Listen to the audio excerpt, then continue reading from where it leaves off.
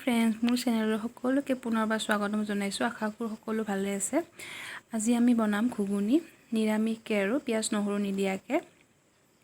ইয়াতে আমি এটা আলু কাটি লৈছোঁ এনেকৈ, আৰু দুমুঠি আমি মুগ দাইল লৈ লৈছোঁ। মচুৰো দিব পাৰে, নিৰামিষ বনোৱাৰ কাৰণে মুগ দাইল লৈছোঁ। এয়া অকণমান পাঁচফোৰণ, আদা লৈছোঁ অকণমান। এয়া আমি একাপ মটৰ তিয়াই থৈছিলোঁ।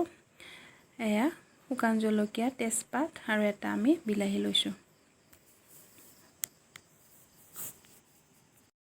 আমি কুকাৰত দি দিছোঁ মটৰ আৰু দাইলখিনি। 3টা চিটি অহালৈকে অকণমান নিমখ দি দিব। দেখিছেনে, কেৰাহী গৰম হোৱাৰ পিছত 2 চামুচমান আমি মিঠাতেল দি দিছোঁ। তাতে আলুখিনি আমি ভাজি ল'ম ধুনীয়াকৈ, পূৰা সিজালৈকে ভাজিম আৰু ৰঙচুৱা কৰি ধুনীয়াকৈ। আমি কুকাৰত দিয়া নাই আলুটো, এনেকৈ আগতে ফ্ৰাই কৰি ল'ম আলুটো। আমি অকণমান হালধি নিমখ দি পেলাই ধুনীয়াকৈ আমি সিজাই ল'ম গোটেইখিনি। তাৰমানে কিছুমানে আকৌ কুকাৰতো দিয়ে বাৰু, কিন্তু মই এনেকৈ খুব ভাল পাওঁ। আপোনালোকে বনাই খাই চাব পাৰে এবাৰ।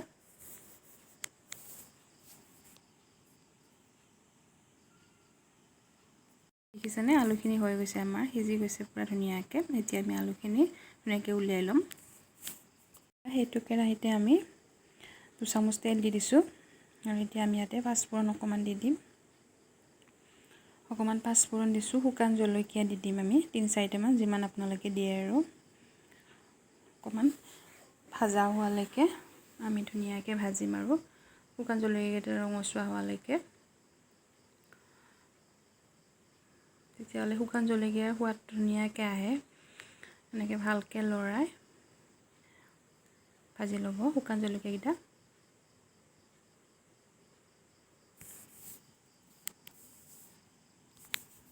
শুকান জলকীয়াটা হৈ গ'ল আমাৰ ভাজি। এতিয়া আমি অকণমান আদা দি দিছোঁ তাতে। আদা অকণমান লৈছিলোঁ যে বটি পেলাই এনেকৈ দি দিছোঁ। এতিয়া আমি তেজপাত লৈছিলোঁ যে 2খন, সেয়া দি দিছোঁ। ধুনীয়াকৈ ভাজি হোৱাৰ পিছত আমি এতিয়া বিলাহীখিনি দি দিম ইয়াতে। বিলাহীখিনি সৰু সৰুকৈ কাটি ল'ব আপোনালোকে। সেনেকৈ বিলাহীখিনি দি পেলাই আমি বিলাহীখিনি ধুনীয়াকৈ গলি যোৱালৈকে সিজাই ল'ম আৰু। দেখিছেনে, বিলাহী আমাৰ হৈ গৈছে আধা আধি। এতিয়া আমি অকণমান ইয়াতে চেনি দি দিছোঁ। চেনিটো দিলে বিলাহীখিনি সোনকালে গলি যায় আৰু খাব অকণমান সোৱাদ হয়। এতিয়া আমি গুড়ি মছলাখিনি দি দিম। বিলাহীখিনি ভালকৈ লৰাই পেলাই আমি গুড়ি মছলাখিনি এটা এটাকৈ দি দিম, আৰু বেছি নহয় আৰু। অকণমান হালধি গুড়ি প্ৰথমতে, অকণমান হালধি গুড়ি দি দিম আমি এনেকৈ।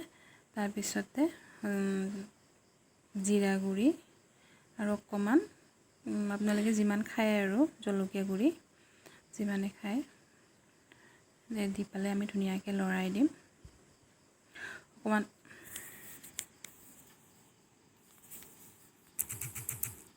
দেখিছেনে, বিলাহীখিনি হৈ গ'ল আমাৰ। অকণমান ইয়াতে পানী দি দিছোঁ।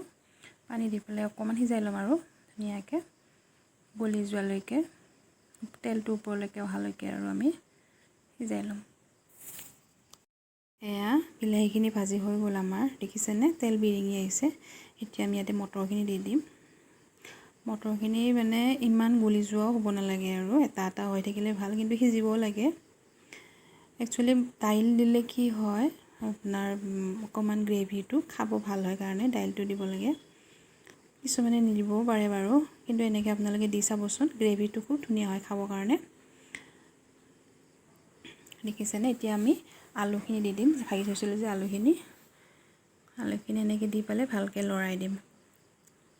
গেছৰ ফ্লেমটো আপোনালোকে বঢ়াই দিব, কাৰণ ভালকৈ উতলিলেহে আমাৰ আঞ্জাখন সোৱাদ হয় খাবৰ কাৰণে। এতিয়া আমি ইয়াতে অকণমান পানী দিব লাগিব। আপোনালোকে পানীটো নিজৰ অনুমান হিচাপে দি ল'ব, আৰু কিমান জোল ভাল পায়। এনেও ঘুগুনিটো ইমান জোলো ভাল নালাগে বাৰু। ইয়াতে অকণমান আমি এতিয়া পানী দি দিম। পানী দি পেলাই আমি ভালকৈ উতলাম। আপোনালোকে ভালকৈ উতলাই ল'ব। এয়া দেখিছেনে, আমাৰ ঘুগুনি ৰেডি হৈ গ'ল। পূৰা একদম ধুনীয়া গ্ৰেভি হৈছে।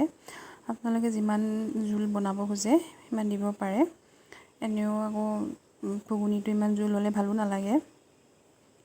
এতিয়া আমি ইয়াতে অকণমান ঘি দি দিম। নিৰামিষকৈ বনাইছোঁ যে ঘিটো দিলে অকণমান সোৱাদটো ধুনীয়া হয়, আৰু দিবও পাৰে নিদিবও পাৰে আপোনালোকে। ঘিটো মানে, কিন্তু ঘি দিলে নিৰামিষখন অকণমান মানে সোৱাদটো বেছি হয় কাৰণে দি দিছোঁ আৰু। এতিয়া আমাৰ হৈয়ে গৈছে, অকণমান উতল আহিলে আমি আৰু এইটো নমাই দিম। দেখিছেনে ধুনীয়াকৈ হৈ গৈছে।